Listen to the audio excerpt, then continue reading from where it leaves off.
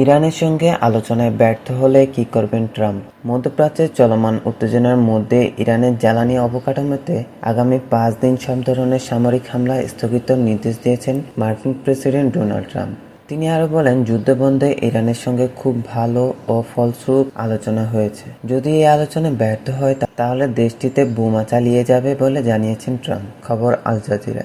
এর আগে নিজেদের সোশ্যাল মিডিয়ায় প্ল্যাটফর্মে এক বার্তায় ট্রাম্প এসব জানান।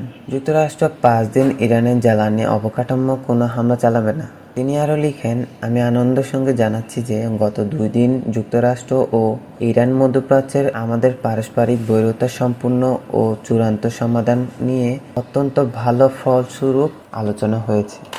তবে ঘোষণার কিছুক্ষণ পরে ইরান জ্বালানি ও বিদ্যুৎ অবকাঠামো হামলা না চালানোর নির্দেশ দিয়েছেন ইসরায়েলও। দেশটির সরকারি সূত্রের বরাতে টাইমস অব ইসরায়েল জানায়, ওয়াশিংটন ও তেহরানের আলোচনার বিষয়ে অবগত। ইসরায়েলের সম্ভবত ওয়াশিংটনের পথ অনুসরণ করে ইরানের বিদ্যুৎ কেন্দ্রে ও জ্বালানি অবকাঠামোতে হামলা বন্ধ রাখতে হবে।